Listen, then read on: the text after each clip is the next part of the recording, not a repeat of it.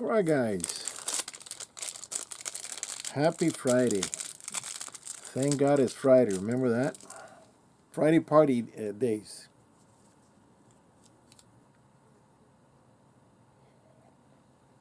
So we're just going to have a little chat, smoke my cigar.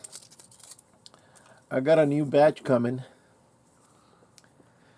and I ordered some three different brands that I haven't tried before. I want to try them and see what they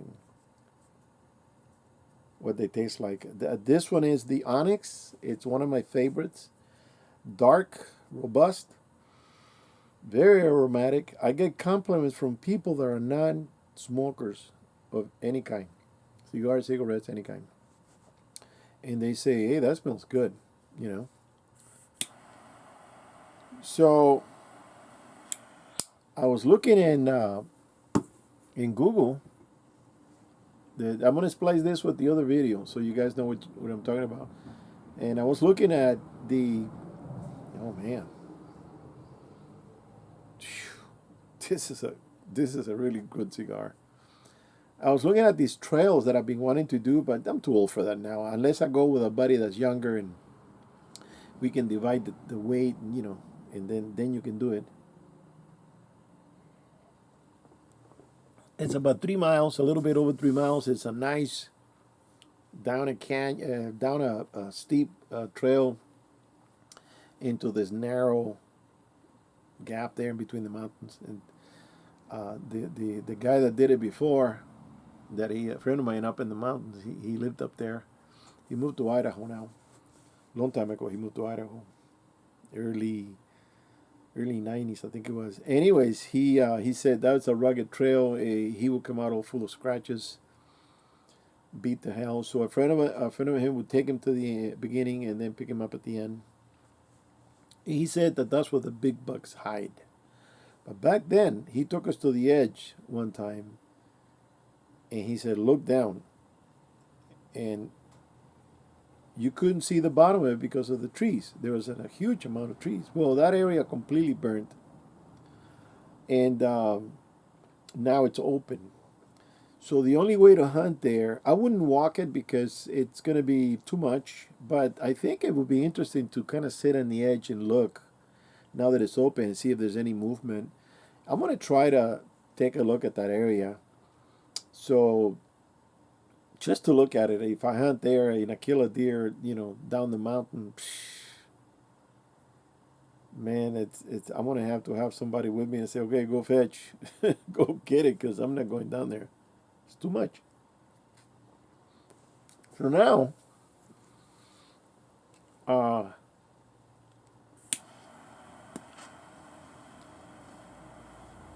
I'm going to be jumping a little bit. I'm not going to stay in one subject. I got a tendency to do that. I got a lot on my mind, and half the stuff is not conclusive, so I'm not gonna say it. But another thing that happened the other day was that we're just kind of looking through the internet, and my wife had sent me a email with a truck that was being sold. Two trucks are being sold, and one of them looked pretty good. And I said, I kind of like it. It's nice. It's a 2012 Chevy Silverado 4x4, extra cab, long bed, bucket seats that I wanted, and air conditioning, the whole thing. 3/4 tons, and it has a 6.0 engine. 6 liter engine. So I called the guy, and they were asking. It had 176,000 miles. It's a little bit too much. Even though I said I was going to keep the old blue, but I'm still looking. Maybe there's something there, but I'm still looking. The gardener the other day across the street, he came over and said, "Yeah, you ready to sell your truck?" Because he wants it. So I got a buyer, you know. So, anyways, I called the dealer, and we've been there before. These people are pretty fair. They're not tricksters or anything. They're pretty fair. And I say, "Hey, I'm looking at this truck, and do you have something more?" He goes, "No, this is the only one of its kind." He had a 4x4 Ford with a short bed, and I said no, it has to be long bed because it's for a camper. So I asked him about the engine. I said, well, how long do they last? He goes, well, these engines they can go 300,000 miles with the right maintenance and change of oil and stuff.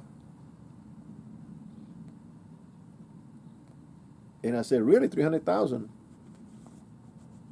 And I said, is 2012 a good year? He goes, that truck, it's a good year. He says there's some years that are worse. They got a lot of complaints with trannies or problems with other things, but this one, the 2012 came out pretty good.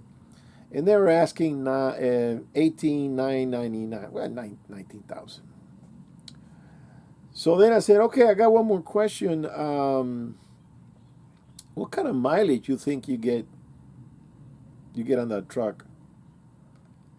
And he says, I'm not sure. Maybe 12. And I said, oh, you think it's 12? He goes, yeah, it just, let me go talk to my buddy. Because he was looking at the paperwork, and in the paperwork it doesn't say. And I said, well, no, the GM or Ford doesn't classify the 3/4 tons. They don't tell you the mileage. So he said, let me talk to my friend. I'll call you back. Well, I never heard from the guy. He never called me back. Because my next question is, what's the least you take for it? Can you if you take 15? If it's 15, that was pretty decent, even though it's got a high miles. So I went ahead and I talked to my mechanic. He's a pretty fair guy too. I asked him the same questions. He told me that was a very good year. They're very strong. And this is the one with the lever, 4-wheel drive, not the knob. Because the knob is electronics, and if something goes wrong with the relay or whatever, then you screw. But with the lever, you go clunk and you put it in gear, and it's in gear. Never mind what it says on the dash; it's in gear. So as long as the actuator is working, that's all you need to worry about. So then I asked him about the mileage. And he says, yeah, I know a couple of guys that got them, and they say they get around 9. I'm going, 9? He goes, yeah, because it's a big block engine. It's a 6.0. So that kind of shot the hell out of, took the air out of my balloon kind of thing. And I said, well, what can you do to make it? He says, no, that's the way they are. He goes, the newer the vehicle, the better mileage. So if you get an 18 or a 19, 2019, you're going to get better mileage. And I said, yeah, but that's when the trucks are going for 40 and 50 and 60. I saw one for 62, 2021. Are you kidding me? 62,000. So to get better mileage, you got to spend $20,000 more. The numbers don't work. Whatever you save it on gas, you're going to spend it on that payment. So I said, okay, back to zero again. So Old Blue's going to stay. I think I'm going to do is I'm gonna still look in case there's a deal that I found one that it was a 2000 and I think it was 2013. It had a nicer interior with a big screen computer and all that, but it was only single cab. But it had the big fat tires. It had the nicer rims, the black ones. I don't know the name of it. And but they wanted 33 and a half, I think it was. And it had 117,000 miles, which is not bad. And that one also has a 6.0 engine. So I looked at the pictures, and it was up. It was raised. I think it had a 4-inch lift kit on it. It looked pretty tough looking. But I saw that truck about 4 months ago, and it's still there. I mean, on the website. I don't know physically if they sold it. I didn't call. And in one of the pictures, I'm looking at all the pictures, and they had the interior picture and they had the dash picture, and in the dash in the computer it said average, it said mileage 9.2, and then average it was 13 something. So depending on how you drive it, being that you have bigger tires, it's lifted off the ground, and if you have a lead foot, you're gonna get worse gas mileage. So, but then also it's 34,000 dollars. Taxes and stuff, you look at another couple of grand.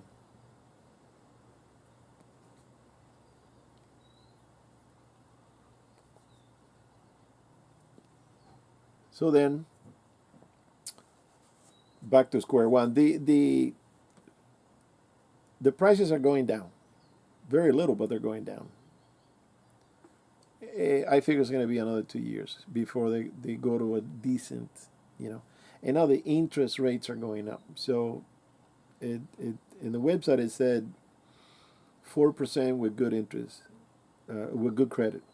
So it's 4% interest, good credit. I got good credit, and it just depends how much you're going to finance, how much you're going to put down, the whole deal. And my one told me, go ahead and get that one. That'll fit your needs. And I go, yeah, but it doesn't have the extra cab. And I'm thinking about the space that we're going to be losing. We're not going to have room for the dogs, that kind of thing. Because with the dogs like to be with us in the same area in the cabin, and they're fine as long as they have the air conditioning. They're hanging out with us. They sit back there and they go to sleep. No trouble. But if I stuff them in the camper when it's hot going through the desert or the mountains, they're going to be whining and crying, and there's nothing I could do. There's no AC in the camper. I lost the screen, so I can't open up the window. He'll jump out. I got to find that screen also. That's another problem. They don't make those anymore. So I really wanted the extra cab. I think the extra cab is going to be a plus. So, you know. Oh, one thing about this dealer that had the single cab truck. I read some reviews, and I also talked to one of the salesmen when I was there once, that they do this trickery. A lot of people were complaining and they just walk out because they get frustrated with the salesman, that they're charging you extra for whatever the truck has. So for instance, that one has those rims, that's extra besides the price. So the price is the stock price, 33,000 something, 800 something. So then they're gonna say, okay, those rings are $2,000, but I'll let you have them for 1,000. That's extra. The big screen computer, that's extra. I mean, pretty soon they're gonna say the air conditioning is extra, even though everything came from the factory. So they kind of a little bit crooked. Is that the right word?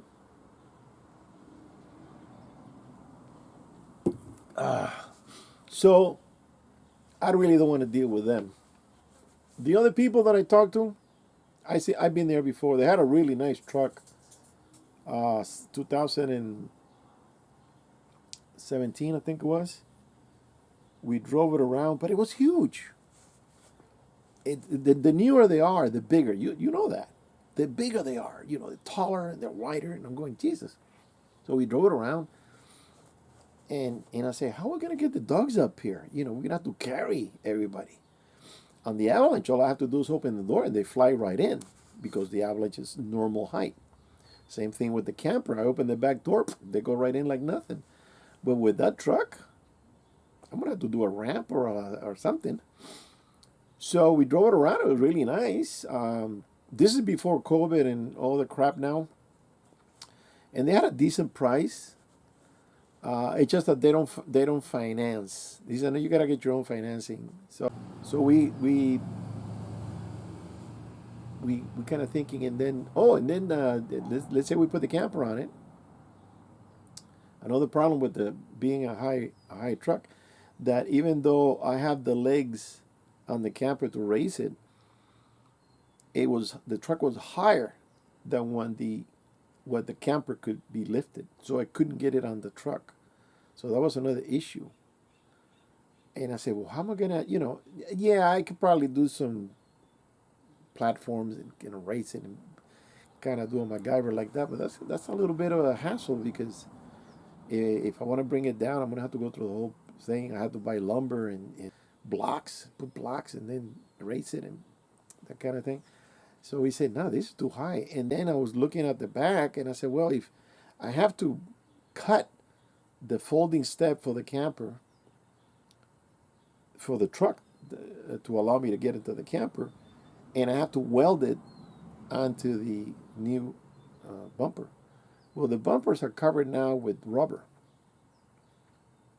It's chrome and then covered with. So I said, well, the chrome doesn't fold enough for the. I think I will have to weld them on the bottom. The way I have them here now, yeah, they're welded on the bottom because that bumper has a flat space underneath.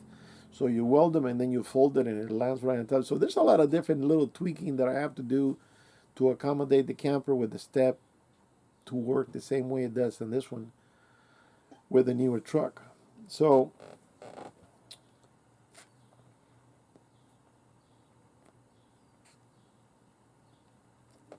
we'll see. We'll see. Now I want to talk about something that's been going on and it's kind of worrisome. Worrisome. I've been looking at some videos and there's a guy. I didn't get his name or his channel or anything. I just happened to find it. He's been keeping track. See, there's always somebody that specializes on something. And that's one thing I like about YouTube. You always find what you want. And if you don't find it, then you make it. You like I did with the steering on the boat. I made my own and I'll be getting a lot of views because nobody had how to take it apart, work on it, the gearing, the shims and everything, and put it back. I had the video and I had a lot of views on that. Okay. This guy's been keeping track on how many food warehouses are being burnt. And he gives you the date, the state, and the name of the company. They have been within 2 to 3 months. They have been 18 food warehouses that have burned. 18 warehouses so far. Canneries, chip, potato chips, and Dorito, that kind of thing. They have burnt down in different states around the country. That is not it happened? No. It's not a coincidence. That's sabotage. Now, being that we have Maitre Ñame in charge, we have open borders. So guess what? We're having a lot of infiltrators. Could be spies, could be saboteurs, terrorists coming in through that border because Mr. Biden doesn't want to close them down. And that's how come we're having a lot of burning food warehouses, which means that in the near future, according to the statistics, the country has enough food for 60 days without having any more food coming in or being produced. Not all kinds of food, just some kind of food, like the grain from Ukraine and Russia. That stopped. The oils that come from there, that stopped. We grow a lot of produce in San Joaquin Valley here, but there's a lot of other stuff that's also, having issues like the chickens. We had that avian flu that they had to kill. I don't know. I think it was 60,000 chickens or something. 15, 60, something like that. 1,000. So there's a lot of weird stuff going on within a few months. And I've been telling my friends and my family, hey, stock up, buy some food because not only the prices are going up, the food's going to disappear off the shelf. And then what are you going to do? I don't know if there's a lot of people with the doom and gloom. You've seen them, videos. get ready for this, get ready for that. Well, there's a lot of stuff that has to happen before it gets to that point. We're not there yet. We might get there, maybe in a year or two. It's not going to be overnight, but there's a few other things happening with the Russian government, and there's talk about submarines, nuclear submarines being in the coast of California, and they're moving their nuclear trucks around, and they're aiming, and there's a lot of stuff going on. The government's not going to tell you. All of a sudden, we might get attacked. I mean, this is all speculative, but it's something that could happen. Um, the I know a few people that are really uh, I'm not going to call them fanatics, but they are prepared. They are the preppers, but not to the level that you see in YouTube or on TV that these people are buying bunkers and building under the ground bunkers and burying containers. Basically, these guys are just have a bunch of bullets with a bunch of guns and a lot of food and some water. That's how as prepared as they can get. But I don't know if they are prepared to leave town and where they're going to go. That's the thing. If there's something that's going to happen here that you need to leave town, do you have an area to go to that is safe? I got a few spots like the mountains I go hunting, but anybody can go up there. So if you got a bunch of lunatics that are looking to rob you or take your stuff or even kill you, they're gonna find you. Um, as far as land, I know some people that have land and but they haven't done nothing because they don't see the urgency. And basically, it's because the government's not saying nothing. It's like the new normal. If you have a government that gives you a warning and they say, "Hey, you better have this and prepared, and you better have that. You better stock up on medicine because we're going to have a shortage of that, or you're going to have a shortage on certain things." But we don't have the type of government. We have a government of idiots. Hang on a second.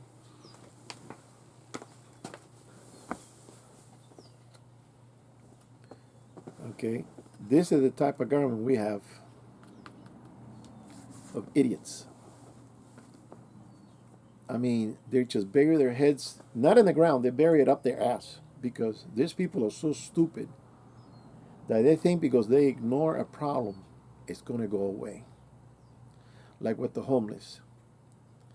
Oh no, they don't want to talk about it, and that's the way they try to cope with it.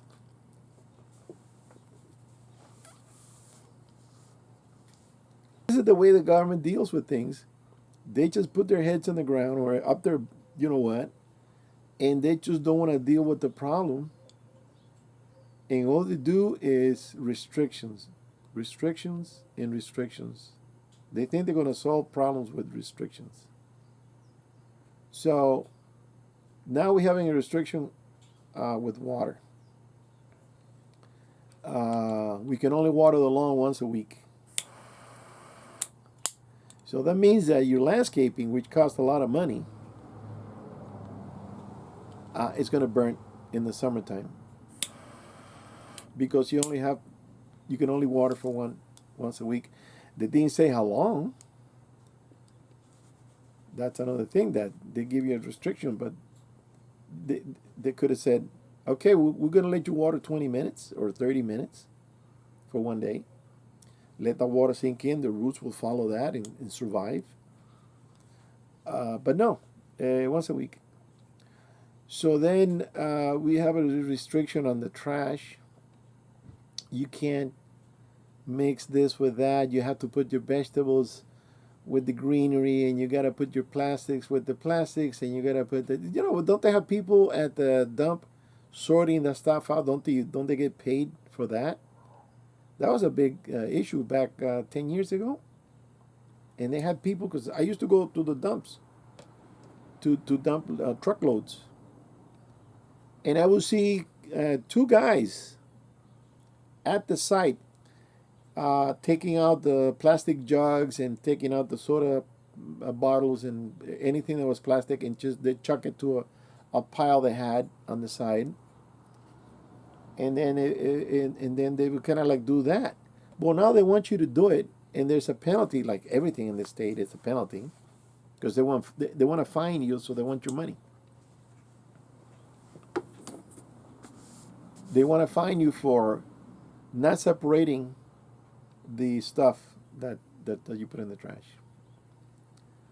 So the another issue that we're having here, I already said this in a video a long time ago, it's still happening. We're being charged $2.45, maybe it went up.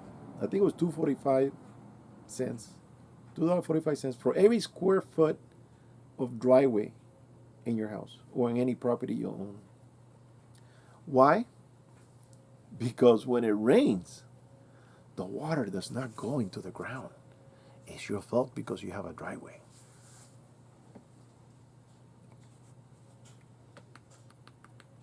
Meantime, the water is going down the street into the gutter, out to the river, and out to the ocean. They should get fined for that. They should put some sort of a berm, pump it into a canyon, and save that water that is being wasted. Millions of gallons an hour going down into the ocean, benefiting nobody. And oh, we have a water shortage. Well, of course, you're dumping it. You know, nobody has an idea about nothing. The only thing they do is a knee-jerk reaction. Is you hit the knee, it's taxes. Hit the knee, taxes. That's all they do. It's a restriction in taxes. Restriction in taxes. You know, trying to like in Florida, Disneyland, you can't say gay. You can't say, you know. Now you're gonna tell people what to say. You know, pretty soon we're gonna be doing this. Sig Heil, you know, because it's gonna come out to that. You can't say nothing. That happened in my country, by the way. You can't criticize the government. You can say nothing wrong about the top man because he's infallible. He does everything well, and like the old lady, the other idiot Pelosi that said, "Oh, I'm glad that Biden is president now. This is the time for him. I'm glad he's here." Yeah, she is glad. Man, that lady lives in a freaking bubble with ice cream. Talk about a moronic, stubborn. I mean, capricious. It's incredible. I found out that, in fact, I saw. I don't know if I kept it because I wanted to see it twice just to laugh. That when Obama was in power, which by the way wasn't my favorite president either, but Obama wanted to get along with the Republicans and try to get something done. He was really honest. He said, "Okay, we'll compromise. We'll do this if we can do that." Right? And the Republicans would go, "Yeah, well, sounds good." She would step in and say, "No, none of that. We're not going to have none of that. It's not going to pass the Senate, and I own the Senate. I'm in charge." That little bitch put a lot of blocks, a lot of roadblocks on everything that this other guy wanted to do. Okay, I don't know exactly what it was. I don't know if it was good, bad, or ugly, but he was trying to get along with the other party to get the ball rolling and not have a stalemate or have a lockdown on the government. You know, you need the government to be running. And she would step in and right in front of everybody, embarrassing him. And you can see it in the video. He put his face down like he was like, shut the hell up, you know, trying to do something. Because he never put her in her place. He said, "Hey, you've been here for 40 years. What have you done? Nothing. I'm going to do this." That's what you got to talk to people like that. Because that's what they deserve. They want to put you down, you put them down. And you bury them down. You push him down hard. The guy was trying to get something done. He got nothing done because of her. So why are we keeping these people around that all they do is complicate matters, and just because it's not her idea, she doesn't like it, it's not going to pass. You know, get the hell out of here. She is running the country. She's probably telling Biden what to say because Biden, you can see he's reading. Somebody's writing the stuff down. He doesn't have the capacity to remember all this stuff, and that's why when he's not reading anything, he goes and he kind of gets blocked, brain freeze, because it's not his idea. He's just reading. So, and the guy's old, you know, his mental capacity is he's not stable. He's not, you know, he's not 100%. He might get up in the morning and run good for 2 hours, and then his clock starts whining now. Oh, you know, by 1 o'clock he's already out, peter out, and then he's still got to go and do the rest of the day.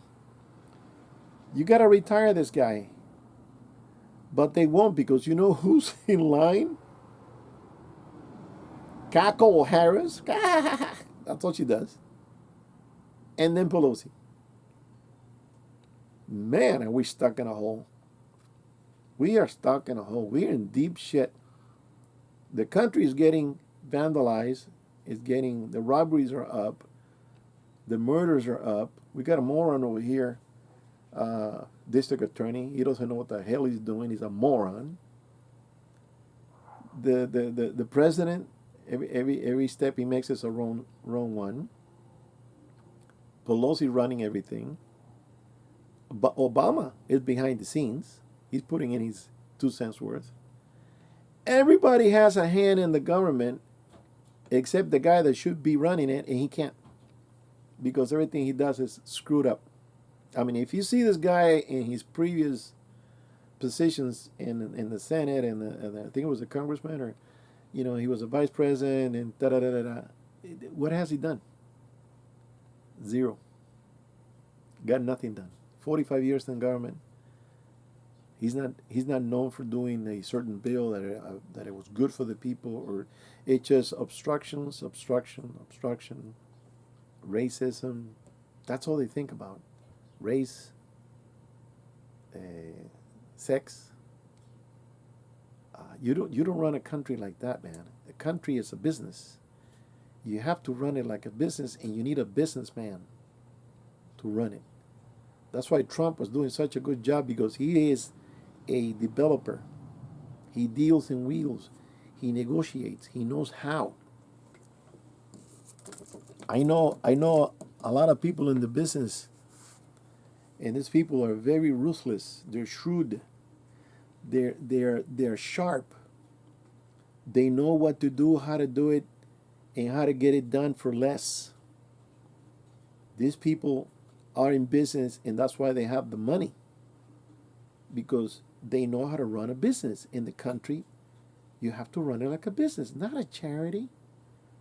This country will be bankrupt if we run it like a charity. I mean, we are really giving away millions, billions. The only thing he's doing right now is helping Ukraine, giving them guns and stuff, you know, launching rockets and those tank destroyers. Man, those things are, it's incredible what they could do. That's the only thing, because he knows that NATO is next if we don't do nothing about it. And then if NATO is next and they get defeated or weakened, then we're next. Same thing that happened with Hitler. It started with Poland, and then they jumped to, the other countries, and then they annexed Austria, and then and then Italy got involved in and they became allies, and then Japan, and Japan took over. You know, it's a domino effect. Boom, boom, boom, boom, boom, boom, boom, boom, boom. So at least he is trying, and that doesn't bother me that we're spending millions and billions, really, to put the Russians in their place and keep them in Russia, not invading all these little countries. Moldova, it's a little country. And you got Estonia and Lithuania and all these little countries. They can't fight the Russians, but they want to. That's why they're part of NATO. So at least he's doing that. I give him that, you know. But how long is that going to be? Is that going to be indefinitely, or what's going on there? But now the open border problem, we're getting all this terrorism going on. Because what do you call it when somebody's burning a warehouse? That's not an accident.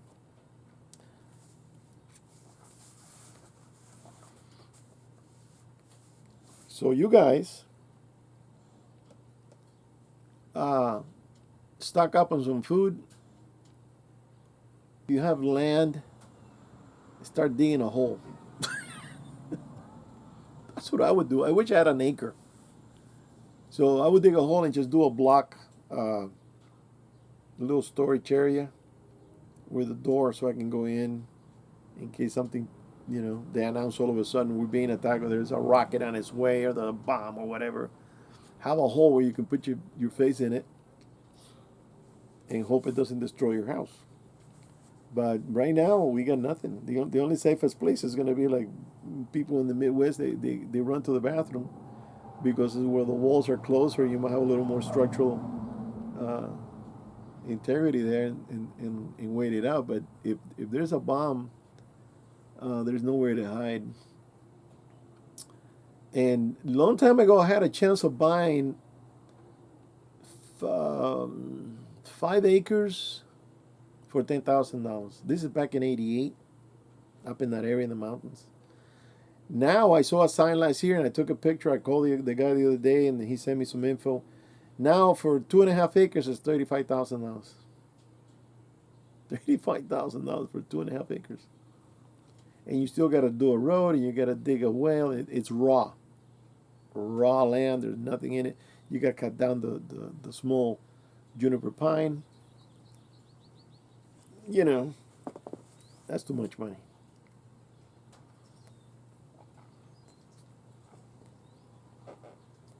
So if the shit's going to hit the fan, I'm getting out of Dodge. I'll go up and a lot of people are going to be doing that. You're going to be going to you have to go into a secluded area and there's no such thing. Everybody knows where everything is. I mean, you go to Big Bear. The advantage with Big Bear is you got a lake. So you can throw a hose in there and put a little pump and pump water out. You got water for a lifetime there. If they allowed you, they're probably going to say, oh, no, you can't touch the water. What kind of bullshit is that? It's an emergency. But if you're going to go and run into the hills, you better know a spot that has water.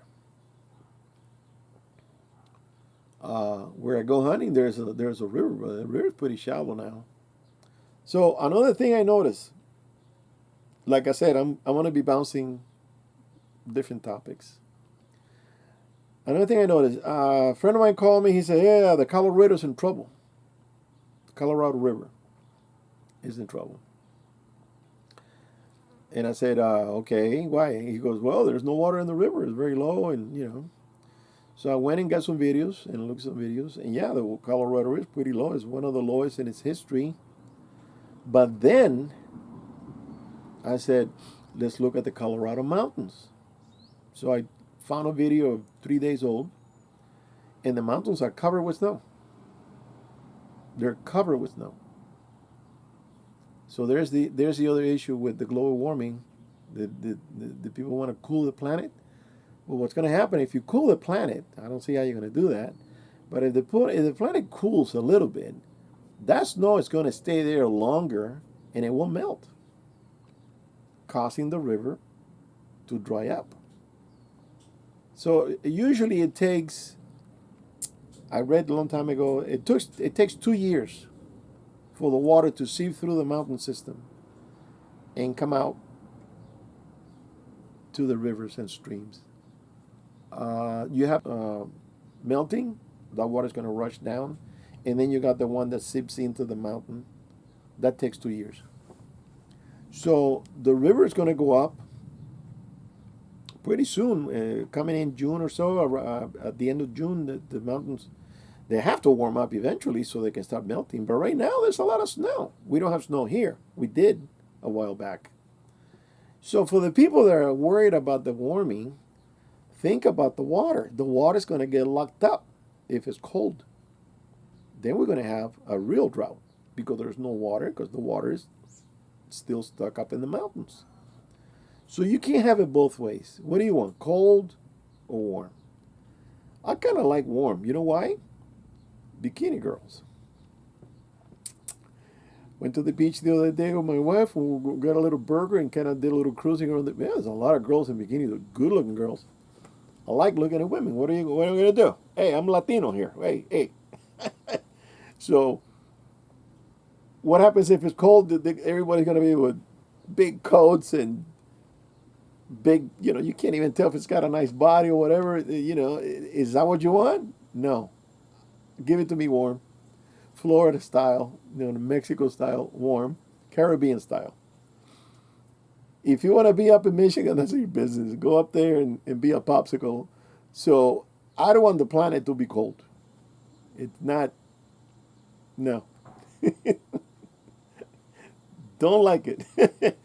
I know a guy, when I was doing the therapy, the guy's working on my arm and he's doing this and he's stretching me and I can't do it. I can only do this. And then up above that, it hurts like hell. So anyways, I'm going to have another procedure, I've been told. We were talking about the weather. And he is from Minnesota. And I said, when it's cold like that, man, I just want to bundle up and just stay home and overcast. I just don't feel like doing anything. When it's hot and sunny, I get energy and I start doing things. I even go up in the attic. I don't care if it's 100. I go up there and do things, if I'm looking through boxes. I'll do it. If it's hot, I don't care. And he goes, oh no, when it's cold, I go out in my shorts. And I said, are you fucking kidding me? You go out in the snow in shorts and boots. He goes, yeah. And I said, you know why? Because you're a descendant from the Nordic countries. He's probably descended from the Vikings or something, the blonde guy and everything. I'm descendant from the Mediterranean countries, Spain. I got a friend that is half Cuban and half Italian. We like the heat. We like the warmth. So if you notice the Latins, when they move here, most of them, not all of them, but most of them live in the southern part of the country. Some of them have gone up to the north, New York and places like that, because you adapt. We lived in New York for a year and New Jersey, but not really my kind of weather. Especially when we came, I was 13 and a half, and that was 1968. And they were telling me that we had the biggest snowstorm in 25 years when we were there. We had snow up to the waist. So one time we're going to a store named Two Guys. I don't know if you remember that, a long time ago. It was like a Sears type of store. And we're walking, this is in New Jersey, we're walking, and it's already snow on the ground, it's icy. But it wasn't, it was just a foot or so. We walk into the store, my mom, my sister, and me.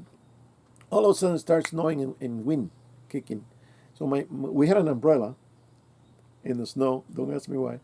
My mother puts the umbrella like this, and it acted like a parachute. And just the wind took her, and she was skating. She was skiing down the sidewalk with the umbrella. Said, lift it, because she was being taken away. Then it started snowing, and we went into a phone booth, locked the door, and we could see the snow level going up and up. We were freaking out. We thought we were going to get buried alive. We had to turn around, forget the store. It snowed a lot that weekend. And then we hear there was the biggest snowstorm in 25 years. So we had enough of that. And remember, we just came from the Caribbean and we landed in New York, in New Jersey, and we got hit by the snowstorm. We said, no. We have fun. We were playing and tossing the snow and doing snowman and all that stuff. It's okay when you're a kid. When you're an old guy, the last thing you want to do is fall down. And I did see an old lady in her 60s. She must have been 68 or so, 66. And she fell down on the ice. And I went to pick her up. And there was a bunch of students there. I was already 14 or something. And he said, no, don't touch her. And I said, why not? She goes, no, because she might be hurting and maybe her back. The ambulance is going to come and pick her up. But I said, but let's. She's on the floor. It's a little old lady. Pick her up. No, no, no, no, no. Because she might even sue you if you hurt her. And I said, what is that? What is sue me? What is that? This is all in Spanish.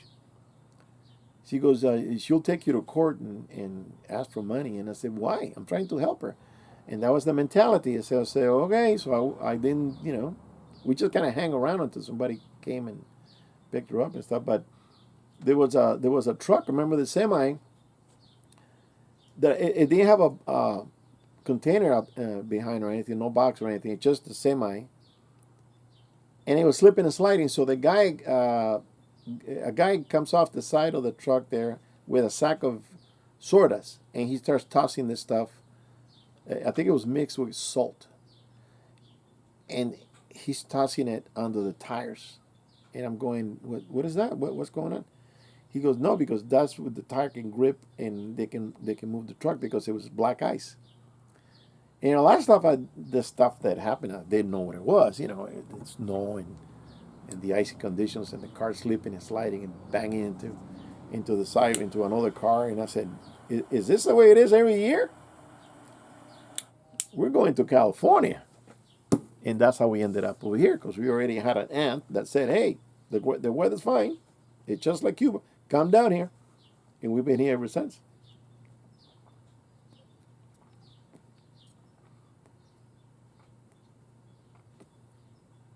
If we want to go to the snow, we go to the mountains and have fun up there for a day and then come home. I remember my dad,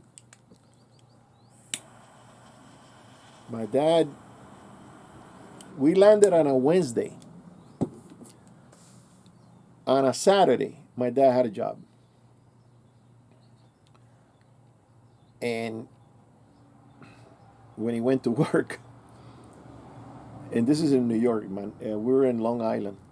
He went to Manhattan because the job was out there somewhere. And they told him how to get there. And because everybody uses those trains, right? So he's using the train system. And my old man, speaking very little English, he got lost in that system because it has 5 different tiers, underground trains, tracks, trains and tracks, trains. And he got lost in there and he couldn't find the freaking train to get to the job. And he was lost for the whole day. It was 8 hours running around trying to ask. And back then there was not a lot of Spanish speaking people. And he got home all kind of down, depressed. And I said, what happened? How's the job? He goes, I didn't get to it because of the stupid trains. They go this way and they go that way. And still, if you don't know your way around, you can get lost in there easy because it's kind of chaotic. You got to stand and look at the screen and it tells you the train that's going to, say, Queens, let's say, or the Battery or whatever it is, leaves at this time at this station, and the station is like 3 floors down. So you gotta rush the stairs. Everybody's running and running. I say, is that the way you're gonna? The train doesn't go to the same place from the same spot. One day it's on the 2nd floor, the other day it's on the 4th. The other day, it's crazy. That's the way it was. I don't know now, but it was crazy. We had to do a lot of running up and down, and my dad got worn out. He was 40 something by then. So one day, when we moved to Jersey City, he says, "Hey, I have a job here. Why don't you come down and hang out, and you can help me snow?" Okay. I said, "Okay." So I went with him. We went to this house that burnt down. So imagine a house with all the wood, the lumber, black. In the back there was a little shed. It was like a tool shed. And my dad was working there. I don't remember exactly what he was doing, but he was working back there. And I remember we had this heater, and we would go and hammer 4 or 5 nails, and then go back and because it's freaking cold. And my poor man, my old man, I said it was admirable that he would do that for us because we needed the money. We needed to pay rent, everything else. We didn't get any money when we get here. What happened was that when you landed in Florida, you are sent to this the government is waiting for you.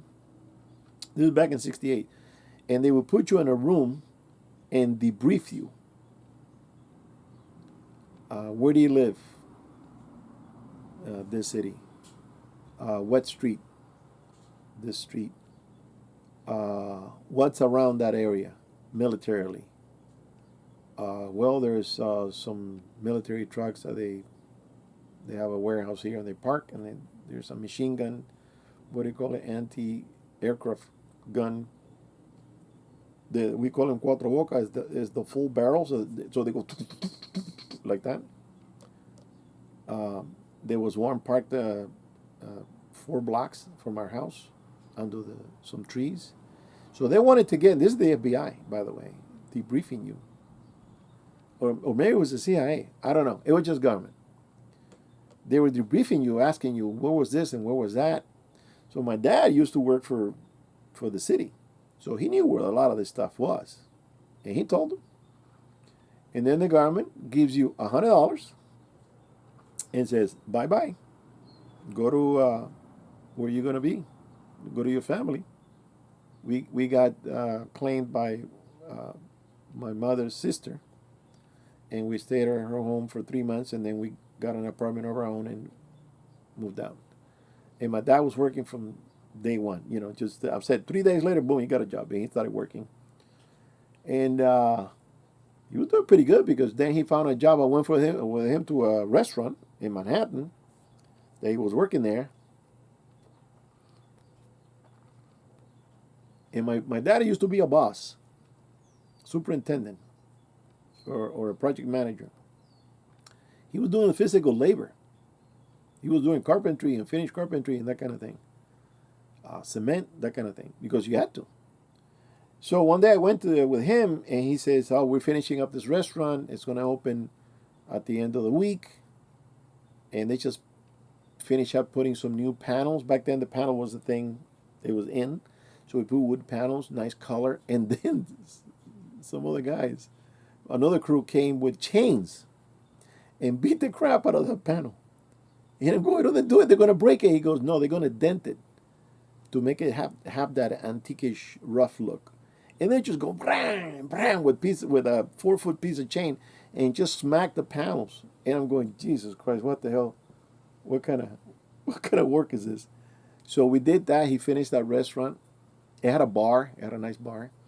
And it was very trendy, a very, very public area, a lot of traffic, a lot of people walking. In New York, it's a lot of foot traffic. A lot of people are walking up and down, and you got delis, you got pizzerias. And if you were hungry, believe me, in New York, you can find food anywhere like that. Good pizza, too. My favorite pizza is New York pizza. So then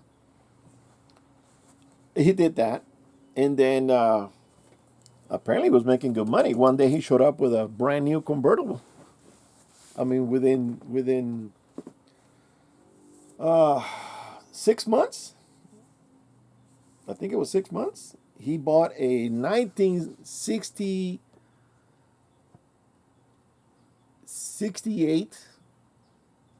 So I think it was the same year we arrived. He brought it in November, I think, or October. So it was within. We landed on in May. I think it was March or May, one of those. 13. And he showed up with his convertible top down, and he's honking and said, "Who's that out there?" We came out looking. It's still at my aunt's house in the Queens. And we look at him with this huge Pontiac Catalina, big car. It looked like a yacht. And he's got a big old smile. He said, where'd you get this? I bought it. I said, the hell you mean you bought it? You put a down payment, you have payments, You didn't buy it cash. So now we had a vehicle to travel around. And we were going to go to New Jersey to visit some friend of his that he had a furniture store. And my aunt's husband, Americo Italiano, he says, "What do you mean you're going to New Jersey?" I go, "Yeah, we're going to cross the bridge and we're going to find it, you know." Because we're like that. We just drive and say, "We'll find it." He freaked out. He goes, "No, no, no. It's a big place. You're going to get lost." I said, "No, we got the address. We'll just follow the signs and, you know." And yeah, we got there at night, but we found the place. And then we stayed over. That guy would not leave Queens for nothing. He would change the spark plugs. He would change the hoses. He would change the belts before he even thought of leaving Queens. He was really paranoid about going out of state or going across the river. And I'm going, Jesus, this guy is never going to get out of here. You know, he's that kind of person, very worrying kind of person. So let me tell you what happened when we landed. Remember, I'm 13 and a half. 13 and a half, 6 months before I was going to get caught by the military. Because at 14, you can't leave the country.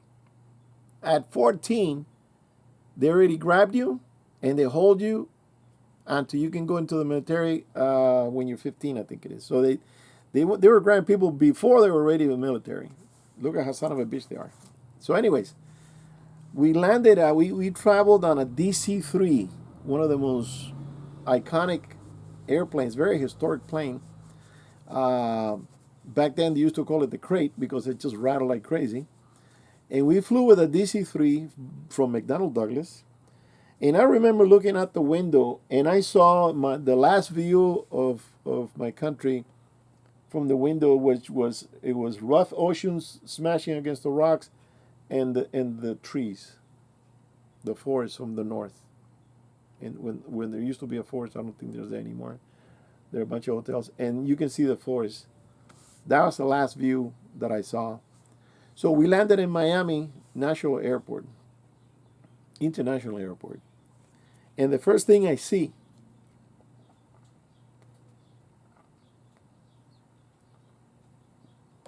it's a 727 3-engine airplane that the hatch with the stairs, it comes out the back and it drops down. Remember those?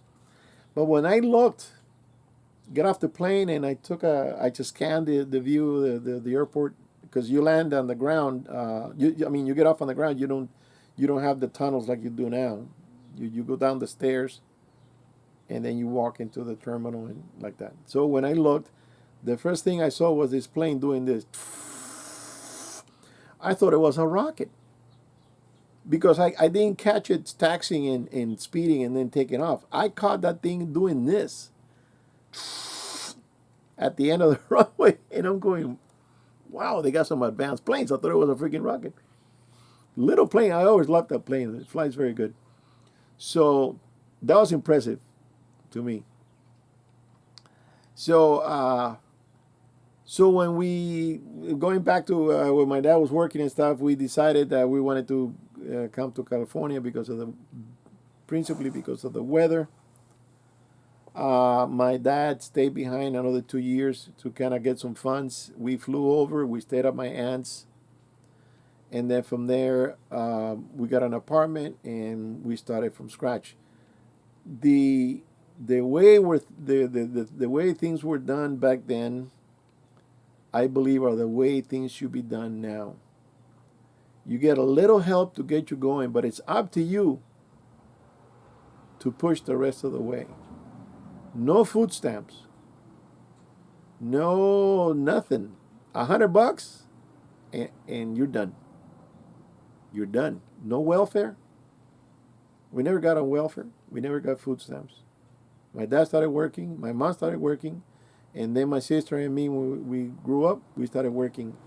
And that's how we got to where we are. Never been an assistant for any type. Okay? And you gotta put your nose to the grindstone, man. Don't wait for the government to give you everything, because whatever they give you is gonna be crap. Okay? Now all these people want to come over here because everything is free. You get free medical. We're paying for it. Nothing's free. They're not paying for it. You get a free transportation. We're paying for it. taxes. They're not paying. Food stamps, paying. Uh, daycare, all kinds of goodies. No wonder they want to come here. I mean, and they know the laws better than the people that live here. They know all the rules, the regulations, what you can do, what you can't do, how much you can get a month. They help you pay the rent. They'll help you. You know, that's why California is the welfare state. That's why everybody wants to come here. Can you blame them? You know, it's like saying you come over here and they're going to give you a sack of gold where everybody's running.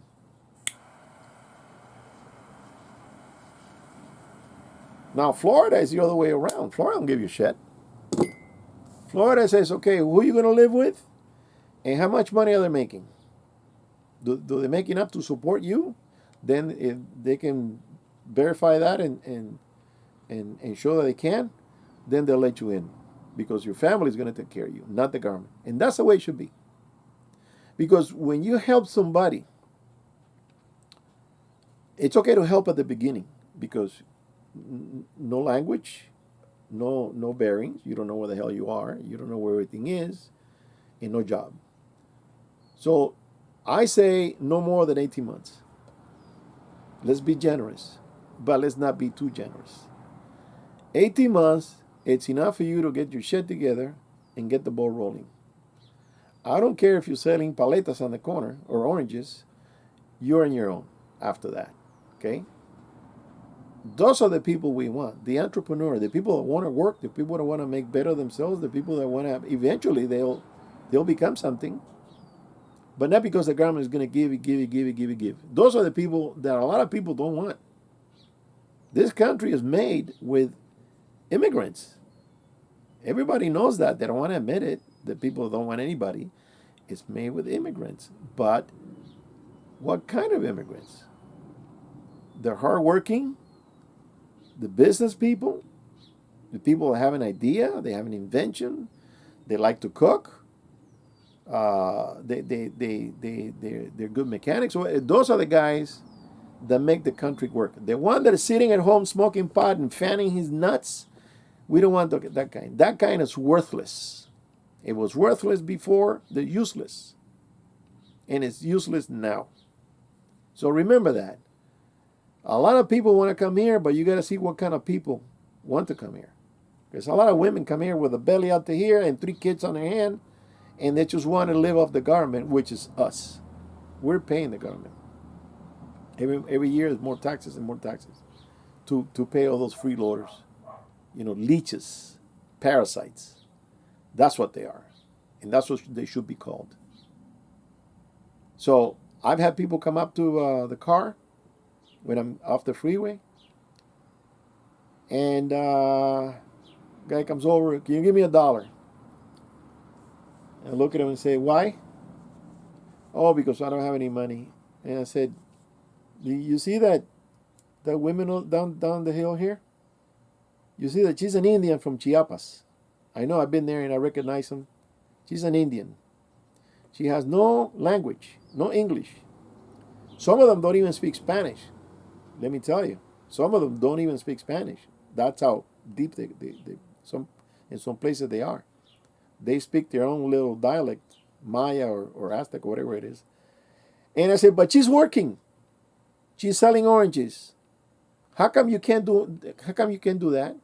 She is working for her money. Why are you asking money for free? Why don't you offer some service?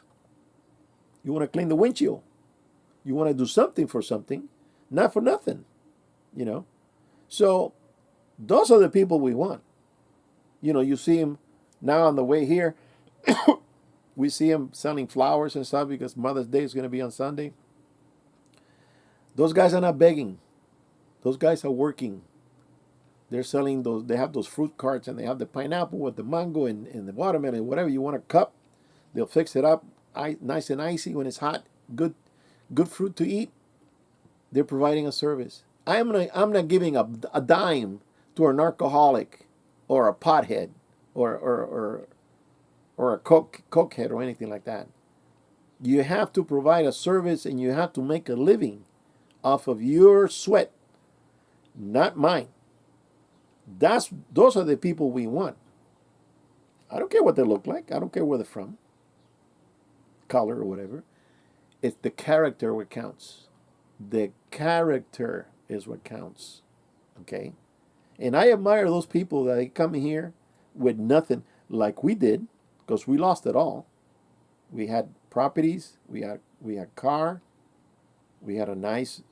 My dad had he built a 2-story home.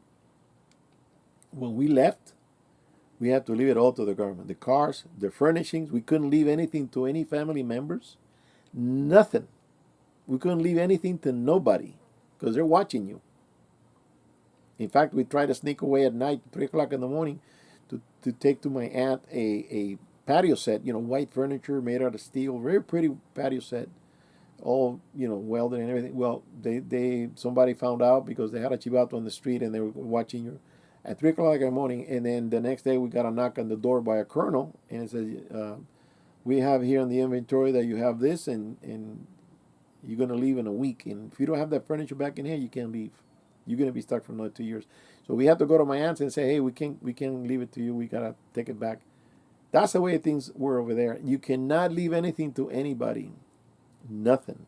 We left with 40 pounds of clothing, one watch, one toy. I don't remember the toy, if I brought one. My sister brought a little doll. I think she still got it. It's got no hair or anything. Just a plastic doll that when you flip it, it says mama. That's it. That's all they allowed you to bring. No extra jewelry, nothing. We started from scratch, from the beginning, and work our ass off, little by little, little by little. Okay? And those are the people that make this country great. It's the working class, it's the entrepreneur, it mostly is the middle class. Okay? But the rich class weren't rich from the beginning. They started from scratch also. They had some invention. They had a great idea. All these people that are millionaire now, they have something to give. They have a talent. They have an invention. They have a business solution. They have something to give to society. And if it's popular, they'll make a profit. Those are the people we want in this country. Not the loafers, not the bums. All these homeless, I know somebody that working for the homeless department and I say, you know what, I got a solution if you want to hear it. She goes, oh yeah, what is it? And I said, well, there are 3 types of homeless. When I said that, she went like this. Like she's never heard nothing, right? She's going like, what? Okay, what is it? And I said, look, you got the drug addict. You got the crazy. And you got the bum. Okay, the bum, you put him to work. Drug addict, you put him, the crazy, you put him in an institution. There's no solution for that. And the drug addict, you put him on rehab and then put him to work. And then you will need a homeless funds that they keep asking for donation in this shit and taxing more money to support these people. They don't do nothing for themselves because half of them are fried in their head. They're just completely gone. And the other half, they're a bunch of bums. And by the way, I saw a video of a guy that he was doing drugs. He was spending $1,000 a week. Where is he getting that kind of money for drugs? He said he was sharing it with friends because he's so generous. I say, where are you getting $1,000 a week? They're stealing, they're selling, they're doing something. Those people are no good. Those people, you got to lock them up. If it's a criminal, you lock them up. Simple as that. But no, we have this rampaging going on that if you commit a crime under $900, you're forgiven. They go, yeah, what happened to my window? What happened to my car? I got assaulted. What happened to me? They don't care. Oh no, because they're in bad shape. They go, yeah, they're in bad shape because that's the way they want to be. They don't want to live in a house. These people are used to living in gutters. And they said it. They have said it on TV, on YouTube. There was a girl that said, look, what if I take you to rehab? She goes, no, I'm used to living like this. It's exciting, it's adventurous, and it's dangerous. And they get high on that. This is the type of country it's becoming. Okay?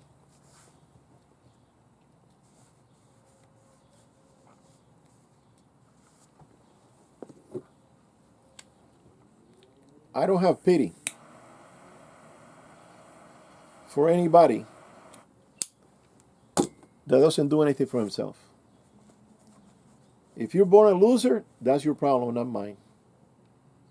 You can't have the same things that everybody has if you don't do nothing for it. What the hell think? What makes you think that's the way it works? But that's the way they want to do it here. They want everybody to be the same. That sounds like communism to me. That's the way it starts. That's the way it did in Cuba. Fidel one time had a speech and he said, everybody will be the same. There's not going to be any classes. And I said, some guy said, oh, you mean I'm going to have as nice a house as the doctor and I'm going to have a Cadillac like the doctor over there? He goes, no, the doctor's going to be fucked like you are. No house and no car. And that's the truth. Everybody was screwed. They lost everything they had like we did. We lost everything to be at the level that they want us to be, down with the boot in your neck. Those are the promises. And the way it works is they promise you socialism and communism are like two boots. The one is socialism, they give you everything. Oh, we're gonna provide you with this, we're gonna give you that, we're gonna help you with this and that. And then everybody is already accustomed to live off the system. And then when everybody is dependent on the system, now you can't bite the hand that feeds you, then communism comes in and takes everything away. Because they own it. It's theirs. It's not yours. And then they got you where they want you. And I've seen it happen a bunch of times. My dad had an architect friend of his. He had a beautiful house, and they took the house away and gave it to one of those communist chiefs. I'm not going to say their name, but it was a very famous guy. And they put him to cut cane in the fields. This is an architect, not a field hand, an architect. Guy works with his brain, not his back. Well, 6 months later, he almost died, sleeping on top of a pig's eye in a hammock with pigs. He's sleeping in a hammock in a pig's corral with pigs underneath and in the slush and the crap and everything, the stench. They put him to sleep. And then one time he got sick, he wanted an aspirin. And they started laughing like an aspirin is, it's not attainable. What do you mean an aspirin? He almost died. He lost everything. And then he got out of the country. So for all these idiots that they think they're going to get all this shit for free, they might get that at the beginning. But then when things start flipping around and the system now owns you, now you're going to see what they really want from you. They want you to be a slave for the state. Every money you make is for the state. Everything you own belongs to the state. Everything you do is the state. Everything. I mean, everything. Okay? Think about that. You're going to lose the freedoms. You're going to lose your rights. You can't talk. You can't say anything. There's a lot of people that come from over there. They're so frustrated and they have this mental problem because they're being under the boot for 30 years, 40 years, being abused, put in jail, put you to work, put in jail. You can't do shit. You start protesting, they beat you up in front of everybody, they drag you, disappear. You're going to be in jail for 10 years, if you're lucky. Some of them don't come out. They don't want you to talk.